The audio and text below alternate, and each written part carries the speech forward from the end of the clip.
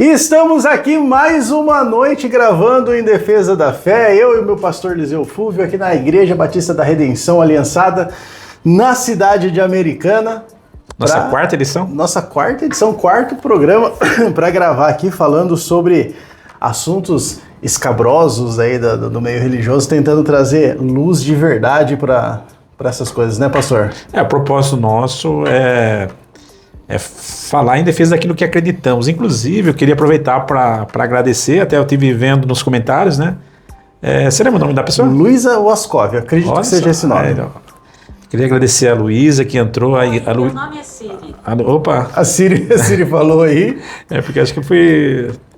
Mas enfim, queria agradecer a Luísa, né, que entrou nos comentários do nosso último programa. A gente falou do Frei Gilson lá, né? Acho que ela estava até elogiando a postura nossa, da maneira que a gente coloca o nosso posicionamento. E, deixar bem claro, o Nelson, que nós não temos intenção alguma de entrar em debate com algum tipo de fé. As pessoas acreditam naquilo que elas acreditam, nós não temos intenção de dizer quem está certo e quem está errado. A nossa única intenção é defender aquilo que nós acreditamos. Sim, né? Com certeza. Então o nosso posicionamento aqui, sempre nossa fala, vai ir a favor daquilo que nós acreditamos e não naquilo que nós achamos que é o certo, que é errado.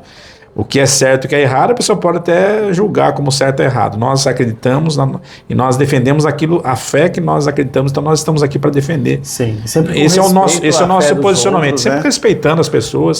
É posicionamento com respeito. Todo mundo tem sua liberdade de escolha religiosa. Claro. A gente respeita todas, porém nós temos que nos posicionar. O país é laico, mas nós não somos laicistas, né? Nós não somos laicistas, é isso mesmo. Ô pastor, e aí... Essa semana, o senhor me enviou alguns vídeos aqui, né? De um cara muito, muito polêmico no meio religioso, tá? É o primeiro vídeo que a gente vai comentar. Antes de falar sobre esse vídeo, se inscreve no canal. Tá aumentando o número de inscritos, já passamos de 100 inscritos aí no canal. As visualizações têm aumentado. Comenta se for possível. A gente achou que ia ficar no 100, mas já passou de 100. Então comenta aí para aumentar o nosso engajamento e esse bate-papo chegar para mais pessoas, tá? Mas esse tema aqui é curioso. É um pastor, profeta, apóstolo, foi ungido recentemente, desse meio neopentecostal hoje em dia, né? O profeta Leonardo Salles, não sei se é Salles, acho que é Salles só o sobrenome dele, né? Ele é muito polêmico pelos posicionamentos dele, pelo jeito que ele age nas igrejas, pelas entrega de placa de carro, CPF, isso é aquele tipo que a gente já falou já um pouco sobre isso daqui, mas tem um vídeo dele no momento de descontração e eu queria assistir com o senhor, assistir com vocês aí para vocês tirarem a conclusão. Vamos ver? Nossa, vamos ver aqui, ó. Você vai chegar em casa, eu quero abrir a porta. Aonde vai? Eu não sou uma pessoa religiosa, não sei se você dá pra ouvir. E eu podia não postar nem sabe que eu tô aqui? Mas a hipocrisia é você viver num sistema que as pessoas querem que você viva para pensar o que é pecado e o que não é. Tem que ter filtro. Não escuta música, faz apologia ao crime, ao sexo, ao pecado. Agora, existe muita música que são boas de ouvir, que não tem nada a ver com a religião. Não vou ouvir uma música por ar, vou ouvir uma música para me divertir, para me alegrar.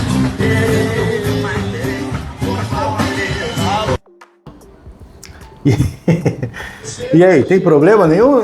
Não tem BO nenhum? Ele tá no barzinho, acho que cabe uma conversa sobre isso, né? Cabe uma conversa sobre isso, acredito que sim. Você sabe que é uma dúvida que as pessoas têm na questão da religiosidade, se a religiosidade ela atinge esse tipo de comportamento ou esse tipo de comportamento. Então, às vezes eu pergunto para você, é pecado ir no barzinho, é pecado tomar um chopinho, é pecado... E aí? Qual que é o posicionamento da nossa fé? Aí é interessante a gente entrar nesse assunto, né? Eu gostaria de iniciar, depois você tem toda a liberdade para também nos ajudar naquilo que nós acreditamos. Tem um texto bíblico que eu queria ler aqui antes de fazer qualquer comentário, que está em Efésios, capítulo 5. Até selecionei aqui.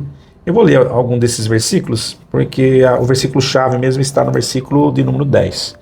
Diz assim, porque bem sabeis que nenhum fornicário, ou impuro, ou avarento, o qual é idólatra, tem herança no reino de Cristo de Deus. Ninguém vos engane com palavras vãs, porque por essas coisas vem a ira de Deus sobre os filhos da desobediência. Portanto, não sejais seus companheiros. Presta atenção nisso. Porque noutro tempo erais trevas, mas agora sois luz do Senhor. Andai então como filhos da luz. Porque o fruto do Espírito está em toda bondade e justiça e verdade, aprovando o que é agradável ao Senhor, e não comuniqueis com as obras infrutíferas das trevas, no versículo 11, mas antes condenai-as, porque eles fazem oculto aqui, enfim. Essa palavra para mim é a chave daquilo que eu gostaria de expressar como em defesa da nossa fé. É claro que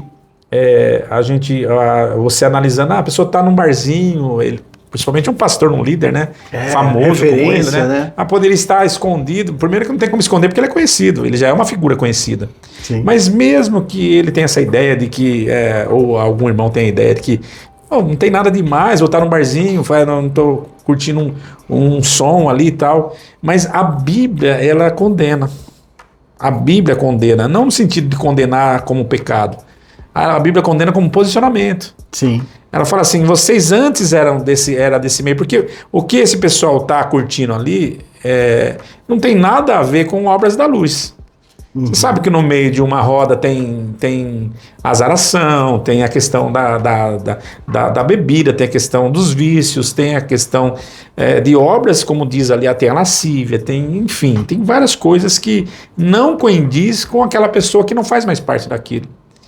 Então, se você não faz mais parte daquela roda, se aquela roda não faz mais parte da sua vida, o que você faz ali?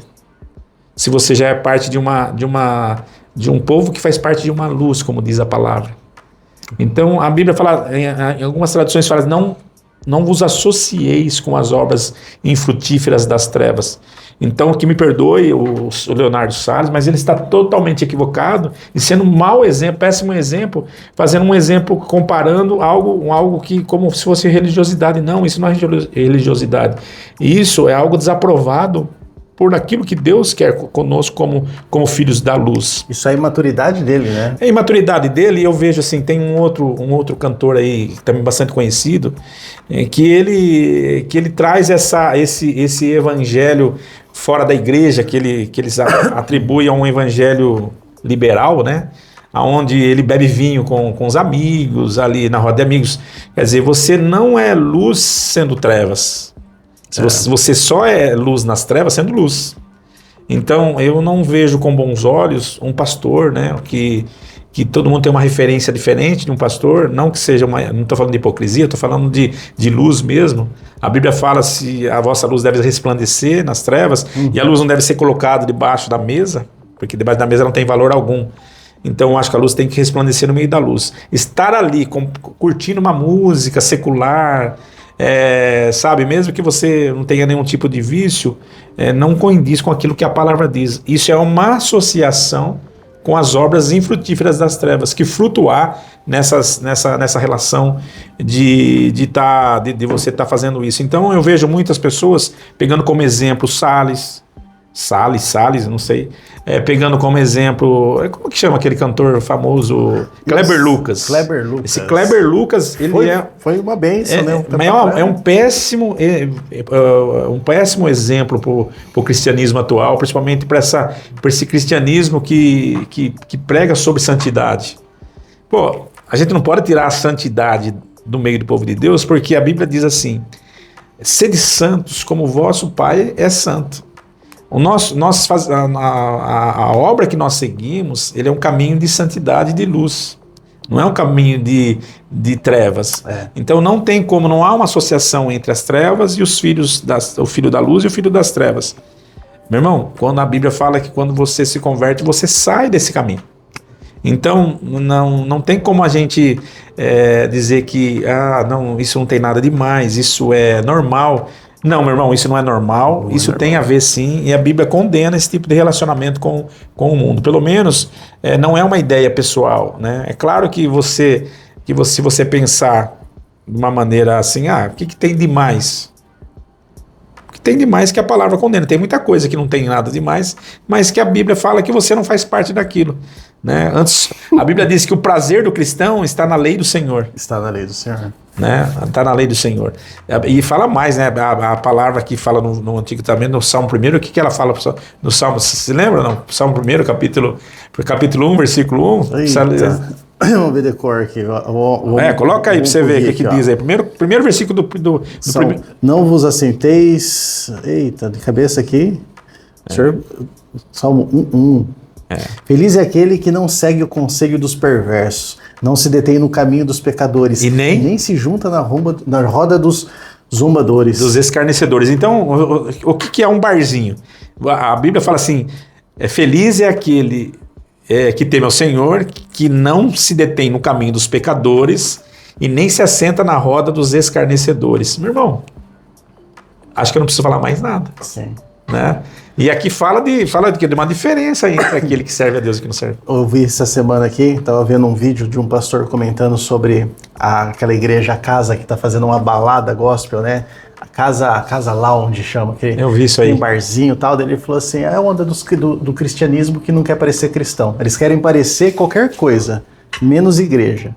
Né? E eles querem convencer, ele falou assim, é o mundo, é o carnaval cristão, é a balada cristão. Cada vez mais o cristianismo está se afastando de parecer cristão. Ele quer parecer... Então é uma associação com o mundo, é uma associação com as obras. Eles querem parecer aquilo que era a perdição deles. Por exemplo, se o meu problema era balada, eu quero ir para a igreja, mas eu não quero deixar de participar de balada. Eu não quero me negar os meus vícios. Vamos fazer um barzinho gospel, vamos fazer o carnaval. Eu era apaixonado por carnaval, me converti, vou sentir saudade. Não, mas não precisa abrir mão. Então, mas esse é o grande problema de você ter muitas igrejas. A igreja é feita por homem. A igreja é feita para o homem. Então, para a pessoa, para né? a pessoa. Para o ego da pessoa. Então, aquilo que nós falamos, a gente vem pregando aqui sobre o hedonismo. Né? O hedonismo. Quando eu preguei aqui domingo agora sobre os edomitas, né? Que são a descendência de Edom. Quem eram os edomitas? Edomitas eram essa raça de crente, né? Porque são netos de Abraão, né? Raça de crente que não serve a Deus. E na verdade são presunçosos, orgulhosos, se acham, eu sirvo a Deus, eu posso fazer isso, eu posso fazer aquilo, tudo pensando no eu e não pensando nele. Sim. Então é claro que se você vai falar assim, pular carnaval, o que o pessoal está fazendo? Adaptando a um sistema para que a pessoa ela venha para Cristo sem precisar abrir mão daquilo que ela gosta. Então, tipo assim, eu gosto da minha cervejinha. A igreja lá proíbe, aqui não proíbe, pode vir. Quer dizer, aqui nós não trabalhamos com proibição. Aqui nós trabalhamos com relacionamento com Deus.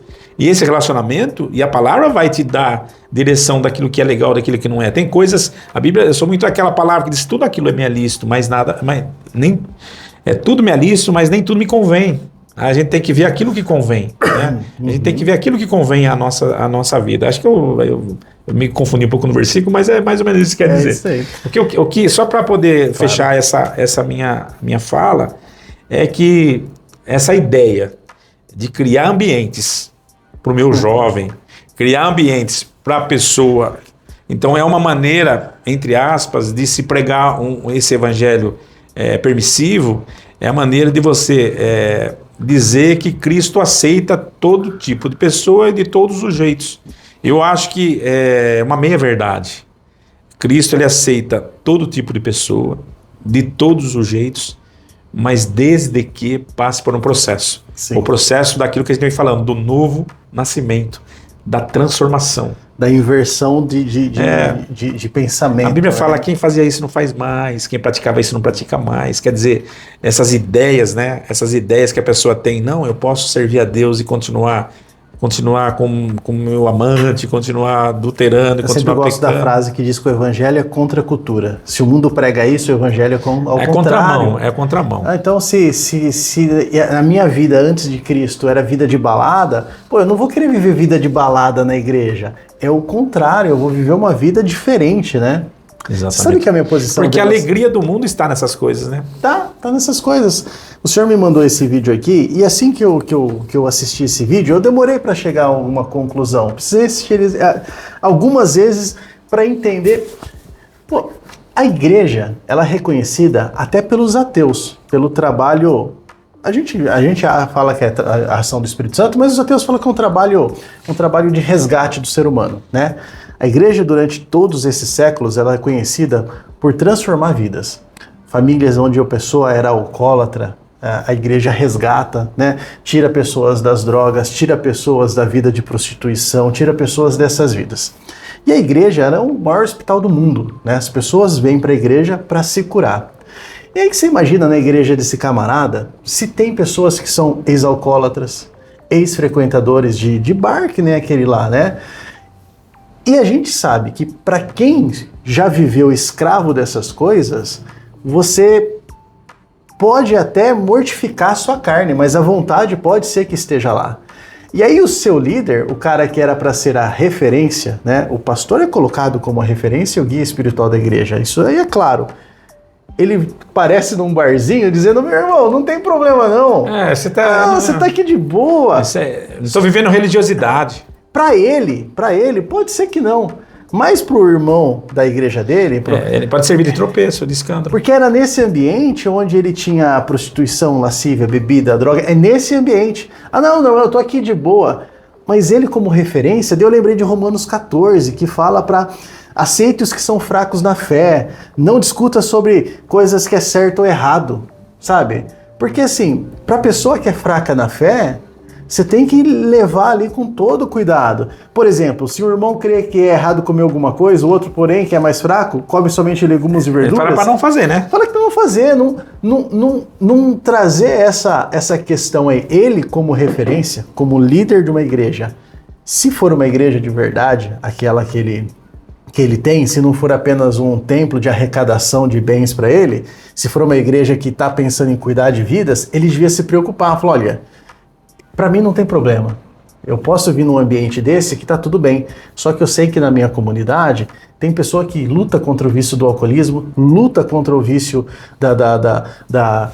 dessa boemia, como dizia o Nelson Gonçalves, né? A boemia ali de estar naquele ambiente, porque aquele ambiente é lugar de destruição de muita família, de muito adultério. Eu posso pôr outro ponto interessante? Outro ponto interessante dessa ideia é a questão da satisfação. Porque o mundo, ele não satisfaz, ele busca essas coisas para satisfazer. Por exemplo, o estresse, vou tirar meu estresse, vou satisfazer. Eu preciso, sair daquele ambiente que eu vivo. Eu preciso relaxar. Preciso relaxar. Esse geralmente é a desculpa, ou é a satisfação que o mundo tem. Eu acho que já vivi isso, você deve ter vivido isso. Só que quando você encontra algo que te satisfaz, sim, é bem nítido, principalmente um homem em referência. Eu gosto daquele versículo que o Deus que nós servimos, o meu Deus, segundo as suas riquezas, há de suprir todas as vossas necessidades em Cristo Jesus. Então não existe insatisfação para o servo de Deus. Sim. Porque Deus ele é tão rico que ele vai te satisfazer naquilo que você necessita. Entendeu? Então não vejo isso como um ato, eu vejo como uma satisfação, buscando satisfação aonde não precisa. Não, isso, um barzinho, uma balada não vai satisfazer o coração do servo de Deus. O servo de Deus ele tem que buscar satisfação, o seu prazer está na lei do Senhor, na sua lei medita de noite. Nossa, isso não é muito religioso, pastor? Isso não é muito carola? Meu irmão, nós temos que defender aquilo que nós acreditamos. A palavra diz que o Senhor tem condição de me satisfazer em todas as minhas necessidades. Eu fico nessa. E ele como referência, não é uma questão, ele falou assim, que eu não sou religioso. Não é uma questão de ser religioso ou não, é uma questão de amor ao próximo. Ele não pensa no cara que pode ver o exemplo dele, porque sim, nós somos exemplos. As pessoas observam as nossas vidas e São Francisco de Assis disse que aquilo que você fala tão alto que eu não ouço aquilo que você faz fala tão alto que eu não ouço o que você fala. Exatamente. A atitude dele vai pregar uma mensagem que não ser religioso é você poder fazer esse tipo de coisa. E a gente sabe que aquele ambiente lá, pastor, é o ambiente de paquera, um ambiente de propício de azaração, de fazer tudo errado. É que o pastor falou assim, olha, a gente tem outras maneiras, você encontra outras maneiras de você curtir com sua família, para você ter momentos, e o cara, para mim é moleque, pastor. Ainda tem. Ele, pô, eu já vi vários vídeos dele, ele faz live no banheiro sem camisa. Então ele gosta, de lacrar. É um cara que. Olha, falar pra você. Deixa eu me controlar aqui, porque eu vejo essas coisas, me irrita esse tipo de pessoa e que me deixa triste é que tem muita gente que segue esse cara. É que às vezes a pessoa, a gente tá falando muito aquele, você falou de exemplo, né? O que você fala... É o que você faz, fala tão alto que eu não ouço o que você diz. O que você diz. Então, o problema de tudo isso é que uma das coisas que a pessoa perde é a credibilidade. Porque tem muitas pessoas que olham para um cara desse, por mais que ele às vezes seja um servo de Deus sendo usado, ele vai perdendo a credibilidade pelas atitudes. Sim. Né, pelas atitudes que ele está tomando. Esse é um grande perigo de pessoas igual a ele. Porque usa as redes sociais para poder mostrar para todo mundo que ele é diferentão, que ele quer ser um pastor diferentão, que ele quer fazer um negócio diferente, e depois rota uma santidade que não existe. Entendeu? Então, infelizmente... Nós não estamos falando aqui querendo se posicionar como o religioso, que não pode isso, que não pode aquilo. É aquilo que eu falei desde o início. Você pode o que você quiser, mas tem coisa que não convém para um servo de Deus. Não convém. E você disse muito bem, Paulo deixou bem claro, se para o teu irmão é pecado comer carne, não coma carne. Quer dizer, ele usa uma expressão de algo que não é pecado. Sim. Então não estamos falando que é pecado ou deixa de ser pecado, mas tem coisa que não convém para um servo de Deus, que está muito envolvido com as obras das trevas. E a Bíblia é bem clara, não vos associeis com as obras das trevas, porque você antes era treva, mas agora você é luz, você foi arrancado desse meio. Então se você não pertence mais a esse meio, porque o diabo é assim, para encerrar essa primeira parte, né? Sim. O diabo é assim, ó, o diabo fala assim, isso não tem importância.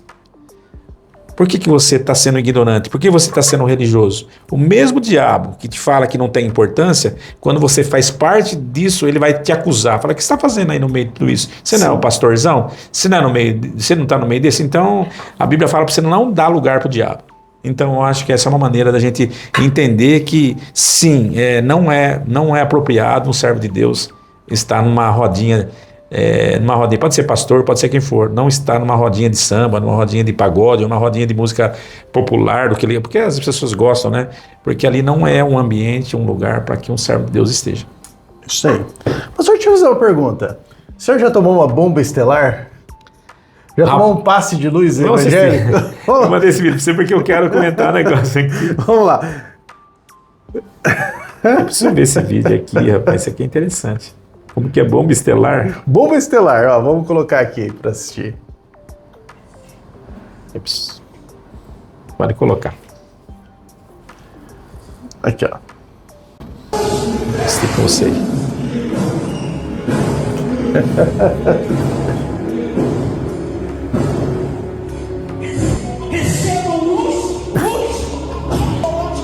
Alguém deve ter feito essas montagens aqui. Tem montagem.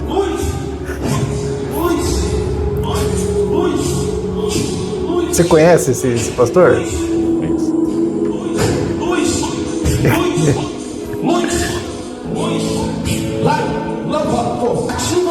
Acho que não é pastor, né? Pior que é. Eu vou contar isso. Já foi atrás. Já fui atrás dele. Viu? O senhor é pastor? O senhor, ó, deixa eu te falar. Aqui no Brasil não tem igual ele. Vocês vão ver.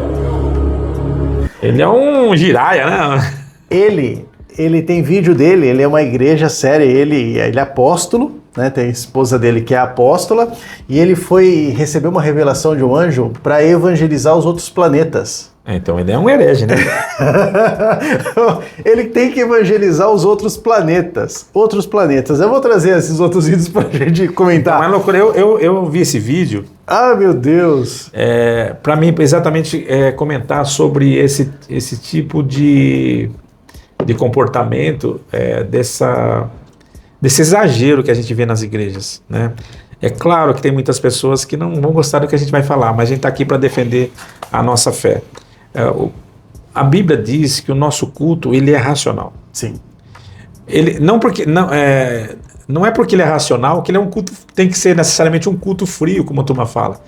Batista é batista, algumas igrejas tradicionais são igrejas frias, igrejas que o Espírito Santo não tem poder de ação. Meu irmão, é essa confusão que se faz com essas questões aí, né? O que eu vou tocar num ponto que eu acho que vale a pena a gente tocar. Eu tenho muitos irmãos que têm nos acompanhado, então acho que vale a pena, Sim, claro. vale a pena a gente esclarecer com relação a alguma coisa espirituais. O que eu vejo assim, com relação a isso, eu vejo primeiro, muita meninice, muita emoção no meio de tudo isso, mas são movimentos que vêm de fora e vem. Claro que há um super exagero nesse camarada. Não, desse camarada. Esse aí sai fora de todo o Foge da casinha. Mas nós entendemos que tem muitas igrejas hoje que o pessoal, entre aspas, cai no poder, o pastor chega perto, coloca a mão, a pessoa já cai. Joga o paletó. Vou ser bem sincero para você, no começo do nosso ministério aqui, que eu vim para o ministério, não fundei ministério nenhum, mas eu vim para o ministério, existia também muito isso no ministério, né? E me incomodava muito quando eu via as pessoas, se eu orar para uma pessoa, você nem colocava a mão, a pessoa já caía, porque tinha esse costume de cair. No começo dos anos 2000, e ainda tem muitas, ainda tem muito isso. O pastor neopentecostal. Mas hoje tem muito ainda esse movimento apostólico que está vindo aí hoje, está voltando isso. O pessoal, o apóstolo, o missionário chegar e parece que ele é dotado de um superpoder, que ele chega e coloca a mão ou coloca um paletó, alguma coisa, a pessoa cai. O Benny Hinn foi muito. O Benny Hinn não. Teve um. Kenneth Hagin. Kenneth Hagin foi um desses aí da unção do riso. McAllister também. Da unção do riso. Agora, a minha pergunta é: qual é o propósito disso aí? De uma pessoa cair no chão. Isso tem que encontrar esse propósito. Outra coisa que eu queria falar, que é muito interessante. A Bíblia fala que nós não lutamos contra carne e sangue, mas lutamos contra potestades. Contra principados nas regiões celestiais. Existe, Nelson, assim, nós temos uma dimensão. Existe uma quarta dimensão, que é quando você ultrapassa o nível físico, quando você ultrapassa o nível, o nível das regiões estelares, e você entra numa quarta dimensão, que é uma dimensão espiritual nas regiões celestiais. Entre a dimensão de Deus, isso é bíblico. Entre a dimensão de Deus tem a dimensão da maldade. E não está no inferno, como muitas pessoas acham. Está nas regiões celestiais. Então você imagine que nós estamos tratando com espíritos enganadores. A grande maioria das pessoas, por não conhecerem a palavra e nem o poder de Deus, eles entram nessa dimensão espiritual e pode ser que estão sendo enganados por espíritos enganadores. Há muitas coisas que as pessoas acham que é o Espírito Santo que está agindo, que é Deus que está agindo, e pode ser apenas espíritos enganadores. Pastor, mas então você está querendo... Não estou julgando aqui as pessoas e nem julgando o acontecimento. Não estou também questionando a ação do Espírito Santo. Mas a Bíblia manda a gente julgar as profecias, manda julgar o mundo espiritual. Claro. Por quê? Por que você tem que julgar? Porque você tem que saber, ainda é bem clara a palavra de Deus. O Espírito de Deus, ele age em 3 áreas: da consolação, da exortação e da edificação. Então, edificação, consolação e exortação, é nessas 3 áreas que o Espírito de Deus age. Se nenhuma dessas áreas estiver sendo alcançada, é porque não é de Deus. Sim. Pode ser um espírito emocional, apenas da carne. Pode ser um espírito enganador. Quantas vezes se manifestou o espírito enganador? Ele é revelado depois que você ora para uma pessoa que está dizendo que é de Deus, e daqui a pouco se manifesta um demônio. Porque quando a pessoa está nesse êxtase espiritual, pode ser que ela alcance uma quarta dimensão, mas não de Deus, do mundo dos enganadores. Então nós temos que tomar muito cuidado, porque nós não lutamos contra carne e sangue, nós lutamos contra os principados, contra as potestades, contra os dominadores desse mundo nas regiões celestiais. Eles estão nas regiões celestiais. Os príncipes que operam do engano estão nas regiões celestiais. Então é muito perigoso essa história, porque você lembra quando Daniel estava orando a Deus, que orou 21 dias para que recebesse uma resposta, e aí o anjo precisou descer e entrar nas regiões celestiais, na quarta dimensão e foi espiritual, atrapalhado ali, porque a oração não subia. porque ela era interrompida nas regiões celestiais. Então é muito sério essa questão espiritual quando a gente traz esse lado muito emocional para a igreja, e as pessoas entram nessa onda emocional através de uma música, através de um êxtase, pode ver que hoje essa onda que vem de fora, principalmente desses ensinadores que eu falei, como Kenneth Hagin. Kenneth Hagin, para mim, tem pessoas que amam suas literaturas. Eu já li muitas literaturas dele, mas muitas das suas... muito do que ele faz é acionar o mundo do espírito. É acionar o mundo do espírito. Ele passava o paletó, todo mundo começava a rir, dar gargalhada.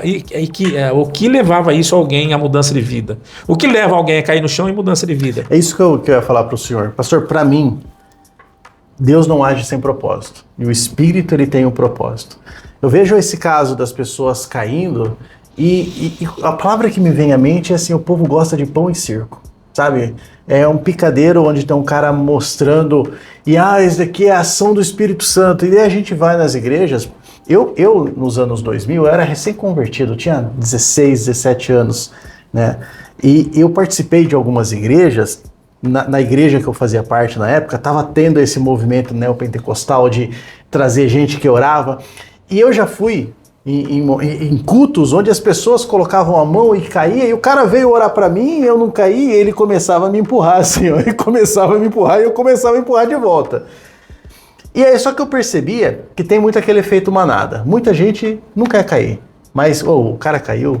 Tá sentindo o espírito ali, se eu não cair, quer dizer que eu sou menos espiritual, vou cair aqui também. E daí você percebia que, nesse caso aqui, é o pão e circo, sabe? Para um cara parecer espiritual, outro... Para mim, pastor, e é uma manifestação também, uma manifestação também, sem te interrompendo, já te interrompendo, há uma manifestação também da intenção do poder do profeta. Ele quer demonstrar que ele é porque poderoso. Parece que o cara é poderoso, é um Highlander, né? Sei lá, ele tem a espada e... Para mim, a ação do Espírito Santo é, como a gente falou no começo, o cara que se converte e ele é alcoólatra, e ele acorda de manhã com vontade de beber, e ele faz uma oração, e o espírito dele aquece, e fala, não, eu vou resistir a essa tentação, é resistir a esse espírito que está nele, fazendo ele beber. Para mim, o poder do Espírito Santo é o poder que, a gente vê isso na vida do Paulo, que ele é revestido de poder para resistir à tentação da carne, resistir à obra do maligno, nele próprio. Então a pessoa, ela vem para a igreja, e...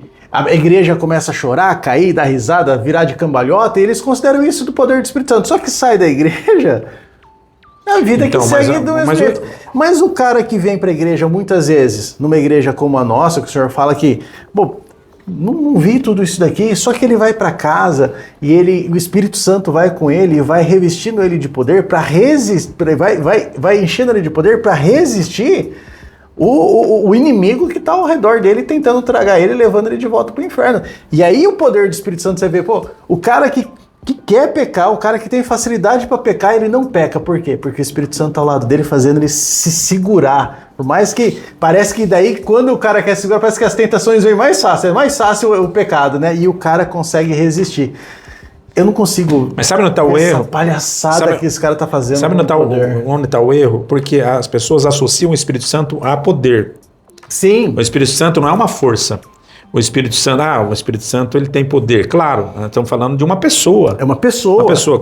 Aqui no próprio texto, quando fala para você não se associar com as obras das trevas, aquilo que nós lemos aí na primeira parte, no mesmo texto vai falar para você não se embriagar com vinho, mas você se encher do Espírito Santo. Se encher do Espírito Santo é se encher do poder que o Espírito Santo pode te proporcionar. Sim. O Espírito Santo é uma pessoa que está contigo, que está ali. A função do Espírito Santo como consolador, ele veio para nos ajudar a vencer essas tentações, o pecado, convencer da justiça, convencer você daquilo que é errado, convencer daquilo que é certo. É o próprio Deus contigo, morando para você, para poder fazer você frutificar a obra que ele pode estar fazendo na sua vida.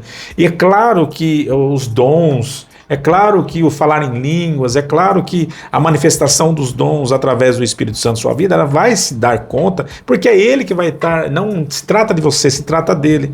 Agora, essa manifestação que o pessoal gosta de ficar virando o rosto, virando o olho, associando Subindo no pilar, associando isso a um movimento pentecostal que é muito forte hoje, né, principalmente nas igrejas pentecostais. Eu acho que não pentecostal, neopentecostal. Não, mas na pentecostal também nós temos um sério problema. Tem também? Temos um sério problema de exageros naquilo que eles chamam de manifestação do Espírito Santo. Por que é exagero? Quando eu falo do equilíbrio, porque quando você começa a fazer aviãozinho, correr na igreja, isso aí são exageros. Exageros que pode acionar a quarta dimensão, como eu disse, e acionar coisa que não é de Deus. Muitas vezes está sendo enganado por aquilo que acha que é de Deus. Então, não estou dizendo que é isso.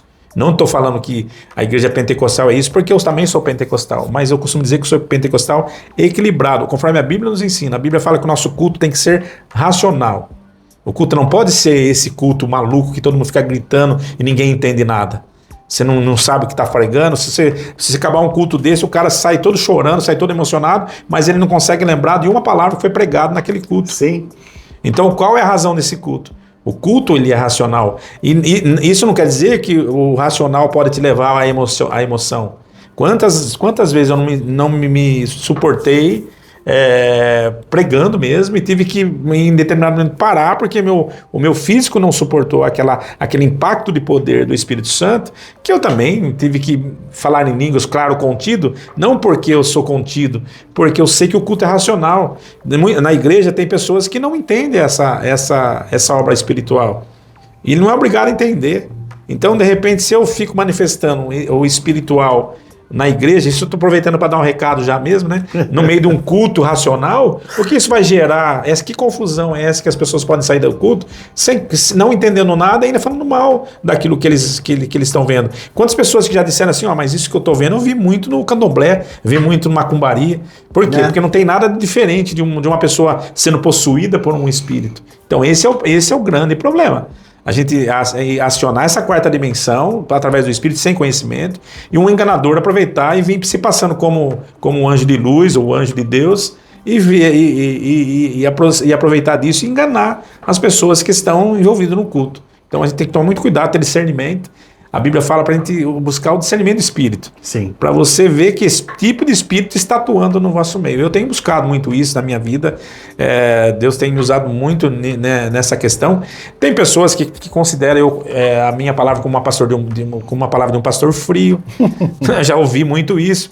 Associando a uma pessoa que grita, que berra, que muda a voz, que faz tudo como esses meninos que estão aprendendo aí, fazendo um monte de coisa. Para mim serve mais para ser circo do que outra coisa. Eu tenho uma coisa muito, muito comigo, assim, que quando eu percebo que a pessoa vai emular muito na pregação, eu já tiro o pé. Tem um pastor muito famoso, Júnior Trovão. O cara fala normal, mas ele vai pregar, parece que ele tá babando. Parece que é o Júnior Trovão. Você não consegue prestar atenção porque ele não dá pausa no que ele fala, ele começa a falar sem parar. Só que isso tudo é a questão do emocional. O jeito que ele fala vai emocionando a pessoa que está ouvindo. Tem pessoa que se identifica muito com isso, né? Tem pessoa que se identifica com isso daí. Mas então não existe o profeta... Highlander? Não, o profeta dos outros planetas, esse negócio de receber raio de luz... Isso é herege, irmão. Você não é pastor nem apóstolo. É um circo. Eu tô falando assim que tem muita gente que faz as coisas por ignorância ou faz as coisas com a maior das intenções, com a maior das... Isso aí não, isso já está totalmente... Isso já é maldade, Isso já é pilantra, né? Eu separei esse tema aqui porque esse vídeo aqui me tocou bastante, pastor. Um jovem fazendo uma pergunta nas ruas de Portugal, né, um país europeu, e isso me machucou tanto. Eu vi isso. Me machucou tanto, sabe por quê? Muitas vezes a gente vê as nossas igrejas, é o que eu falo, nossas igrejas estão cheias aqui no Brasil, né? Se você for pegar o IBGE, Brasil, grande parte se denomina cristão, assim como já foi a Europa uma vez, né? E hoje a gente vê a Europa esvaziada de cristãos, né? As pessoas não creem em Jesus. Vamos assistir esse vídeo aí, velho. Vamos assistir aqui. Porque eu gostaria também de... Eu aproveitei para assistir esse vídeo em casa. Eu queria levar para uma linha de raciocínio também interessante. Vamos lá. Acredita em Jesus Cristo? Boa tarde. Acredita em Jesus Cristo? Olha a indiferença. Olha, boa tarde. Você acredita em Jesus Cristo? Não acredita em Jesus Cristo? Não! A sério? Você acredita em Jesus Cristo? Acredita em Jesus Cristo? Acreditam em Jesus Cristo? Não. Boa tarde. Boa tarde. Você acredita em Jesus Cristo? Acreditas em Jesus Cristo? Não? Vocês acreditam em Jesus Cristo? Você acredita em Jesus Cristo? Vocês acreditam em Jesus Cristo? Olha aqui. Mas que triste. Triste, Acho que de mais de 10 pessoas, acho que eu não contei direito aí, mas nenhuma acredita. As indiferentes, as que não foram indiferentes, disseram que não acreditam em Jesus Cristo. Jesus Cristo na Europa se tornou um conto mitológico. Então, mas olha só que contradição, né? A Europa, sabia que a Europa já foi considerada toda cristã? Sim. A Europa toda foi considerada cristã. Quem esteve pregando na Europa? John Wesley e outros. Teve uma época que a Europa foi varrida. John Wesley, Whitefield, saiu a Inglaterra, a Alemanha, esses países todos, inclusive acredito que em Portugal, menos em Portugal, mas mais em outros países, a Europa foi varrida pelo cristianismo. Pelo cristianismo, eu estou falando. Sim. E vai vendo, Nelson. Eu falei domingo sobre Edom e me fez lembrar muito bem isso, né? Você vê que é um povo arrogante. Você vê que é um povo que eles desprezam as outras pessoas. E alguns respondem com desprezo, não acreditam em Jesus Cristo. Quando eles não acreditam em Jesus Cristo, assim como os edomitas também não acreditavam mais em Deus. Eles viviam uma vida eles acreditavam num Deus que não respondia. Olha só que loucura.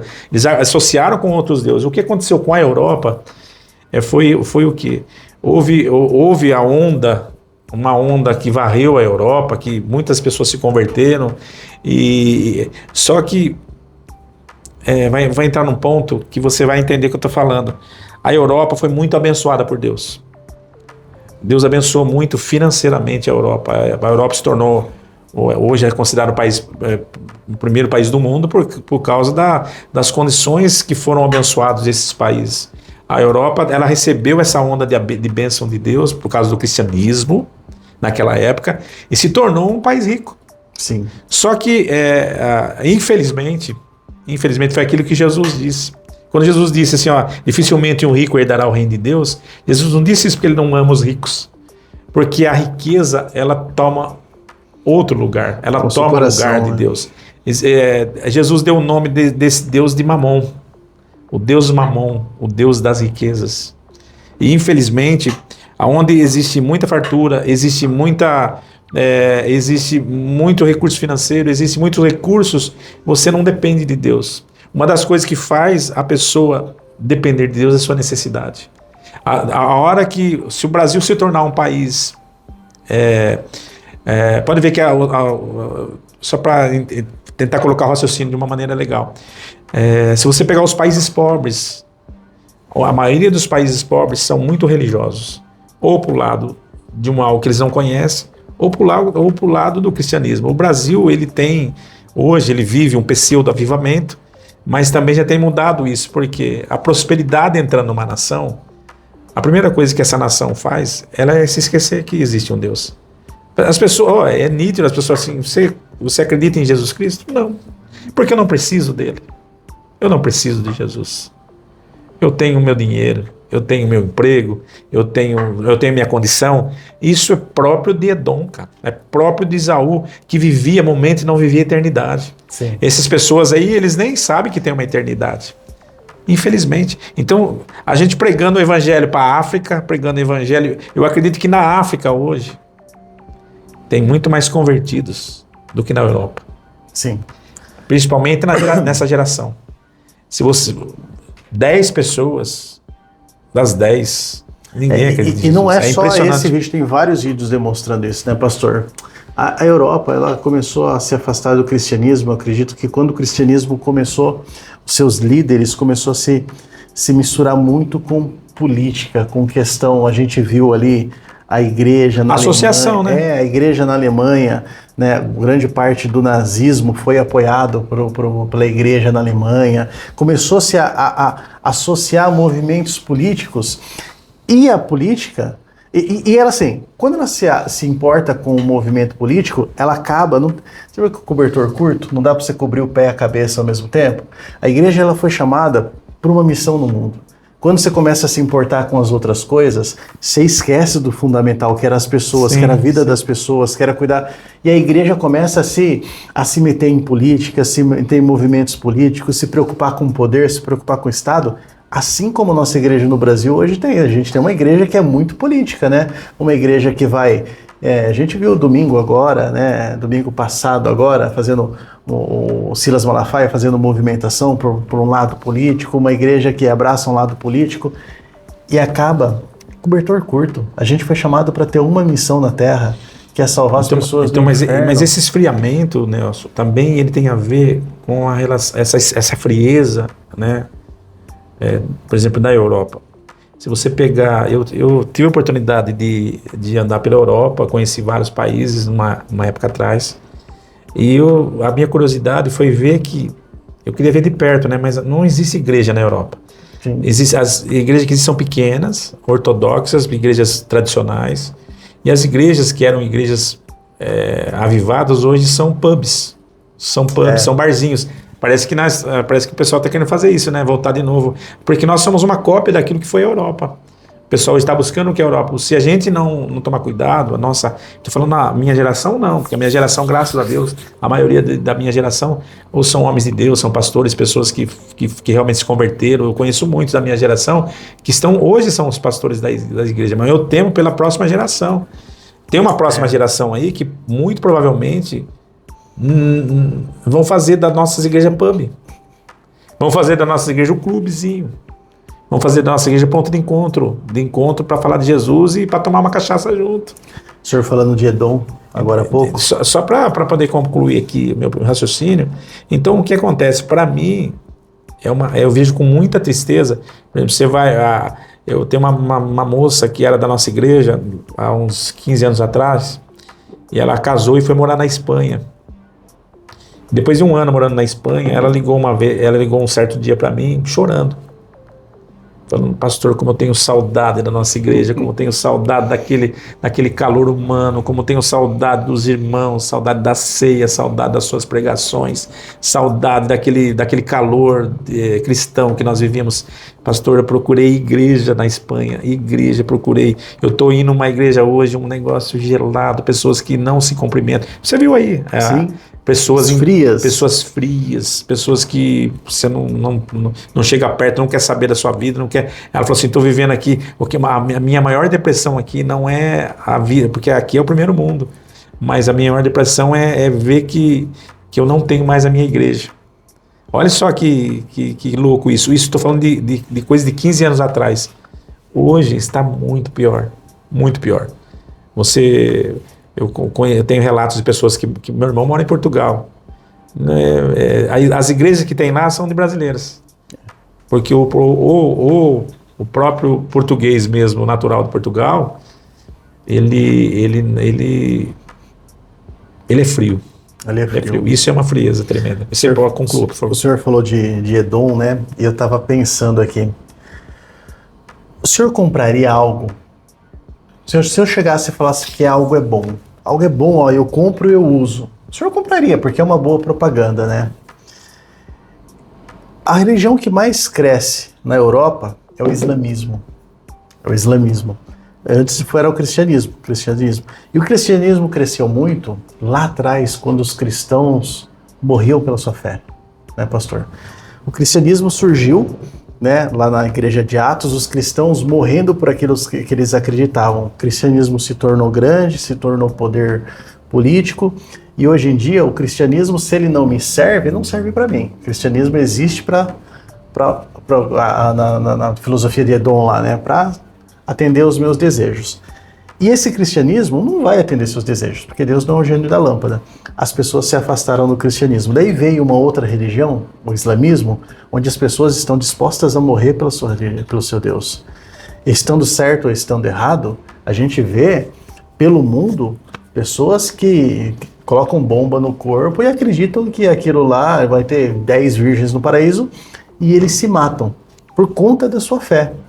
E essa demonstração de amor pela sua fé convence aquelas pessoas que estão com o vazio do cristianismo. Talvez o cristianismo na Europa esteja desaparecendo, porque a gente também deixou, o europeu, né, o cristão europeu, ou a gente mesmo, deixou de morrer pela nossa fé. E aí as pessoas estão falando, se nem ele morre pela fé dele, eu vou seguir essa fé. A fé que a gente está demonstrando para o mundo, a fé aqui no Brasil, em muitos lugares, e a fé que o europeu experimentou, é aquela fé o seguinte, cara, não vale tanta pena assim não, eles não estão dispostos a morrer. Eu sou apaixonado pela história dos moravianos, né? Não existe mais moravianos que se entregam como escravo para evangelizar. Ficou muito, se der eu faço, né? Então eu percebo assim, a Europa, ela está esvaziando de cristianismo, mas ela está se enchendo, tá até um problema lá na Europa, de muçulmanos, né? A religião que está mais crescendo lá é o islamismo. Por quê? Porque lá ainda existem pessoas, mais uma vez pontuando, errados ou não, a gente não está para julgar a religião dos outros, mas eles amam e estão dispostos a morrer por aquilo que eles creem.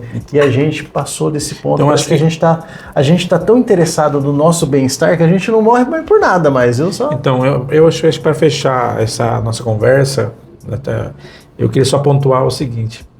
Por que as pessoas não acreditam mais em Cristo, Nelson? Principalmente na Europa. Aqui no Brasil tem muita gente que não acredita mais em Cristo. Porque Cristo, ele deixou um legado. Cristo deixou um legado. Cristo, ele ia para o Pai e ele ia se manifestar através de nós. Através da nossa vida.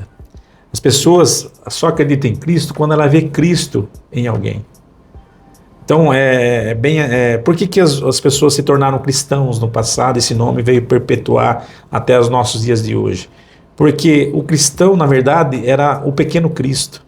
Aquelas pessoas que se proliferaram, que cresceram, que povoaram o ambiente, que foi crescendo, que foi disseminando, porque Cristo morreu e ele distribuiu vários Cristos. Sim. Agora você vai ser Cristo, eu vou ser Cristo, Cristo vai estar... Por isso que Paulo disse, não sou eu mais que vivo, Cristo vive em mim. Então, as pessoas só vão voltar a ver Cristo quando elas olharem para mim e falarem assim, não, você conhece Cristo? Claro que eu conheço. Eu vejo Cristo na sua vida. A mesma atitude de Cristo no passado, ela era no presente. Isso desapareceu. Isso desapareceu. Então, por quê? Porque hoje as pessoas se tornaram egoístas, donas de si mesmo. O cristianismo só vale a pena se você representá-lo ele na sua vida. Se você perguntar para mim assim, você acredita em Cristo? Eu consigo ver Cristo na vida de algumas pessoas. Ver Cristo perfeitamente na vida de algumas pessoas. Eu acho que nós precisamos resgatar essa imagem de Cristo. Cristo em mim, esperança eterna. Cristo em vós, esperança eterna. Sabe que, para finalizar, tem uma história que ilustra isso aí que o senhor falou.